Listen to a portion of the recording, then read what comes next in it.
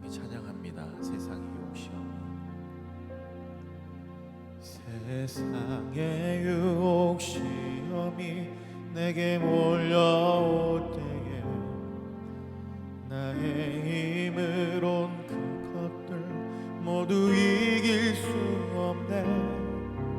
거대한 폭풍 가운데 위축된 나의 영혼 어찌할 바를 몰라 헤매이고 있을 때 주를 찬양 손을 들고 찬양 전쟁은 나에게 속한 것 아니니 주를 찬양 손을 들고 찬양 전쟁은 하나님께 속한 것이니 거짓과 속임수로 가득 찬 이 세상에 어디로 갈지 몰라 머뭇거리고 있네.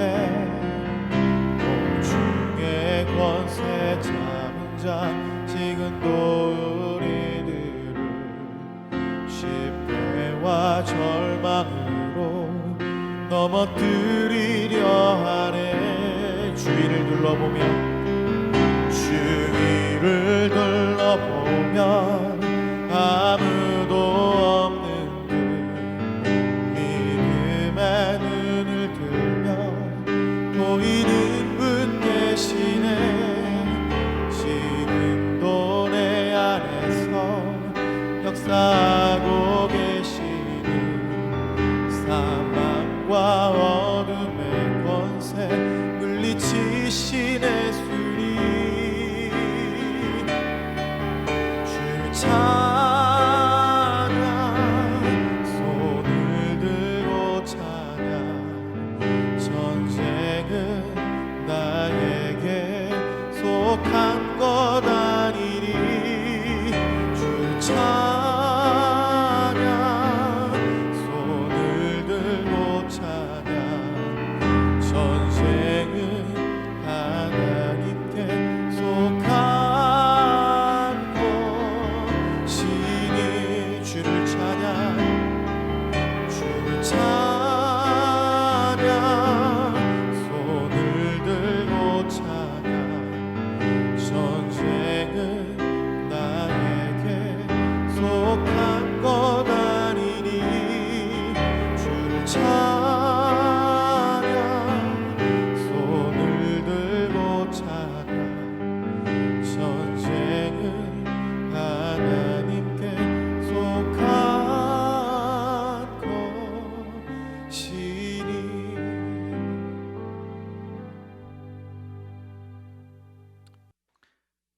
하나님 아버지 감사합니다.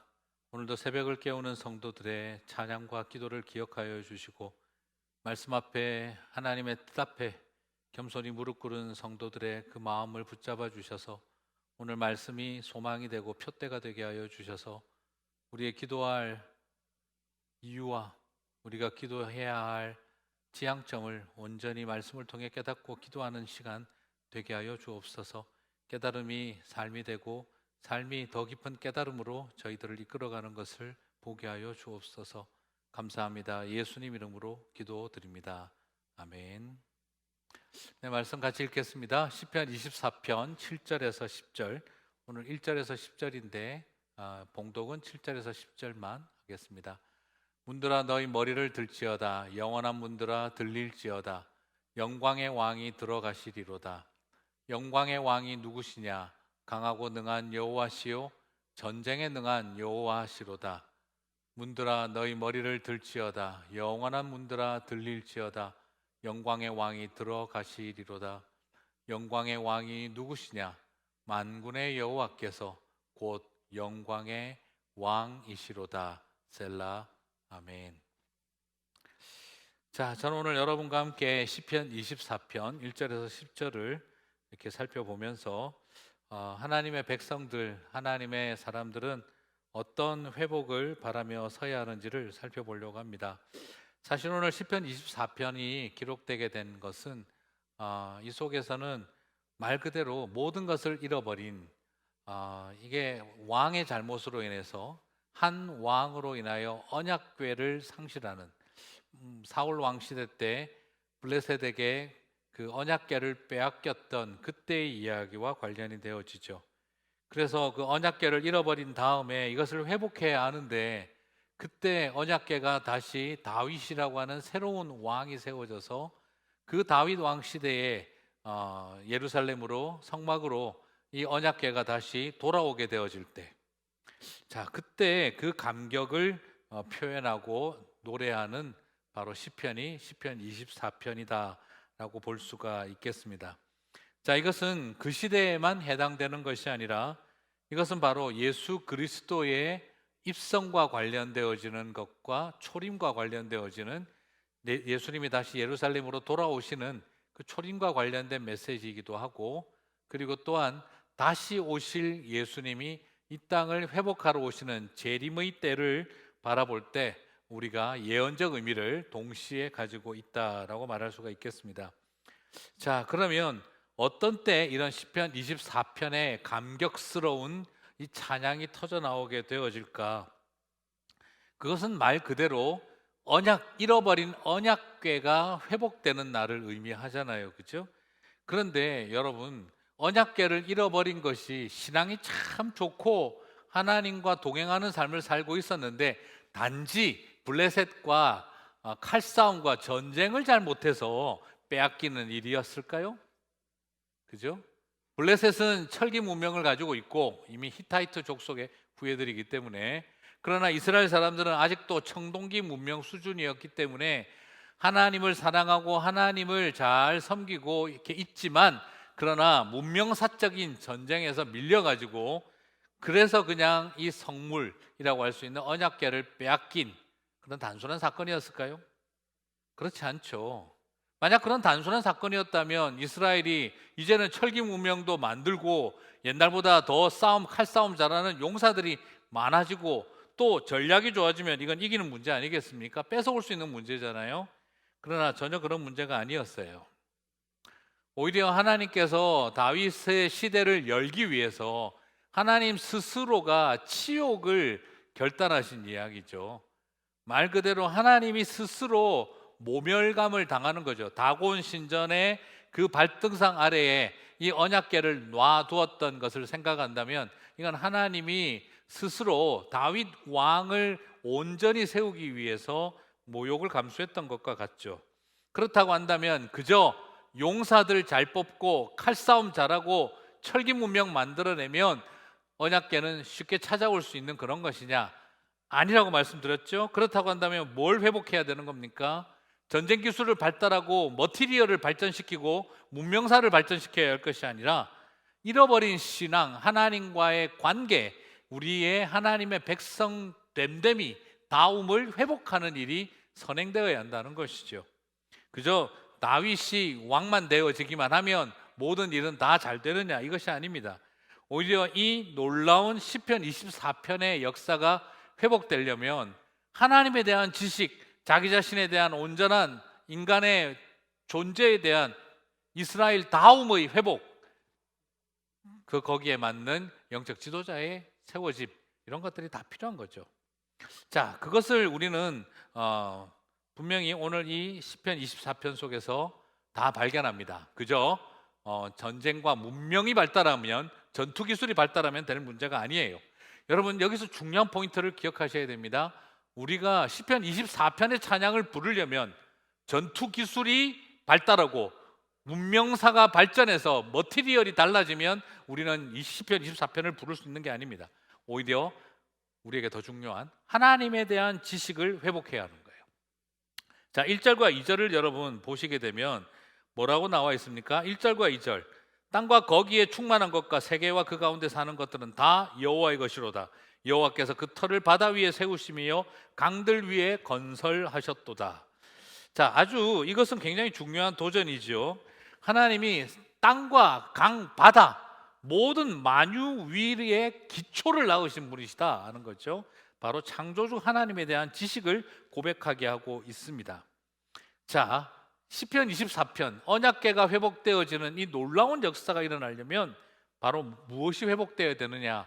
하나님이 누군지를 정확하게 알아야 한다는 거예요. 그래서 뒤에 가서는 8절과 10절에서도 도전적으로 질문을 던지는 거죠. 영광의 왕이 뉘시뇨? 영광의 왕이 뉘시뇨? 하고 8절, 10절 두 번에 걸쳐서 하나님을 아는 지식을 여러분이 가지고 있으십니까? 하는 것을 도전하고 있어요. 1절과 2절에서는 이 모든 것의 기초라고 할 수 있는 땅과 강과 바다를 건설하신 창조주 하나님이시다. 그리고 8절과 10절에서는 영광의 왕이 뉘시뇨 함으로 하나님이 누군지를 바로 아는 지식의 회복이 일어날 때 시편 24편을 부를 수 있는 거죠. 그냥 전투 기술이 문제가 아니라는 겁니다. 자, 그러면 또한 시편 24편은 우리들에게 어떤 회복을 도전하냐면, 첫 번째는 하나님을 아는 지식의 회복이라면, 두 번째는 사람의 정결함을 회복하는, 사람의 이스라엘의 이스라엘다움을 회복하는 메시지가 담겨 있습니다. 자, 3절에서 6절을 보시게 되면요, 3절에서 6절을 보시게 되면 1절, 2절 그리고 8절, 10절에서 하나님을 아는 지식의 회복을 보여줬다면 3절에서 6절은 예배에 합당한 자들이 누구인지를 보여주고 있어요. 자, 이 언약궤가 들어온다는 것은 예배가 회복된다는 거 아닙니까? 그러면 당연히 예배의 대상이 나와야 하고, 그리고 두 번째로는 예배자가 나와야 되겠죠. 예배를 받으시는 하나님에 대한 지식이 온전해야 하고 예배 드리는 자들이 준비가 돼야 되겠죠. 그래서 물어보는 겁니다. 여호와의 산에 오를 자가 누구며? 3절이 굉장히 독특하죠. 8절과 10절에서는 영광의 왕이 누구시냐라고 질문을 했는데 3절에서는 여호와의 산에 오를 자가 누구냐라고 질문을 하고 있어요. 하나님을 경배의 대상이 되는 하나님을 아는 지식만큼이나 경배자가 되어질, 예배자가 되어질 우리는 누구냐라는 걸 질문하고 있는 거죠. 그의 거룩한 곳에 설 자가 누구인가? 라고 질문을 합니다. 그리고 나서 나오는 말씀이 4절에서 손이 깨끗하며 마음이 청결하고 뜻을 허탄한 데 두지 않고 거짓 맹세하지 않은 자로다. 한마디로 이야기해서 정결한 거룩한 백성이어야 한다 하는 것이죠. 그리고 여호와를 찾는 족속이요 하나님의 얼굴을 구하는 자로다라고 묘사하고 있습니다. 자, 그러면 참된 예배자가 되기 위해서는 바로 우리 안에 손이 깨끗하고 마음이 정결한 거룩의 회복이 일어나야 한다는 거죠. 사랑하는 성도 여러분, 시편 24편의 감격적 찬양은 바로 언약궤가 다시 들어오며 예배가 회복되어지는 이 감격적 찬양은 하나님을 아는 지식의 회복, 그리고 두 번째 예배자의 거룩의 회복이라는 걸 오늘 우리가 살펴보게 되어집니다. 그래서 여호와를 찾는 족속, 하나님의 얼굴을 간절히 구하는 사람들, 자신 안에 있는 정결함을 회복한 사람들이 되어야 한다는 것이죠. 자, 이처럼 예배의 대상을 누군지 알고 예배자들이 거룩으로 준비되면 어떤 일이 일어납니까? 오늘 우리가 읽은 본문 7절에서 10절이죠. 7절에서 10절 오늘 다 읽었습니다만 무엇입니까? 문들아 너희 머리를 들지어다 영광의 왕이 들어가시리로다. 자, 이게 무슨 말입니까? 우리가 예배하고 있는 우리의 성전과 우리의 예배하는 그 장소에 성전이 의미가 있는 게 아닌 거예요. 우리가 하나님을 아는 지식이 회복되고 예배자로 준비되어지면 이 성전에 어떤 일이 일어난다는 겁니까? 영광의 왕이 들어오신다 이 말입니다. 그래서 7절에서 영광의 왕이 들어가시리로다. 그리고 9절에서 다시 영광의 왕이 들어가시리로다. 그리고 영광의 왕이 누구냐? 10절에서 여호와께서 곧 영광의 왕이시로다. 자, 오늘 우리 안에서 뭘 보여줍니까? 바로 성전이 성전다워지는 역사가 일어난다는 거죠. 성전은요, 비싼 고급 자재로 세워졌다고 성전이 회복되는 게 아닙니다. 성전엔 하나님의 영광이 임해야 하는 거예요. 영광의 왕이 들어오셔야 되는 거예요. 영광의 왕이 임하실 때 성전이 성전다워지는 것이죠. 우리의 예배가 회복되는 자리에 그래서 강조하고 있는 겁니다. 문들아 머리를 들지어다. 성전에 마치 성전을 의인화하여 머리를 들어 올리는 것처럼 하나님의 임재를 온 성전이 맞이하고 환영한다라고 묘사를 하고 있는 것입니다. 자, 우리는 이것을 통해서 어떻게 정리할 수 있습니까? 성전의 회복은 건물의 회복이 아닙니다.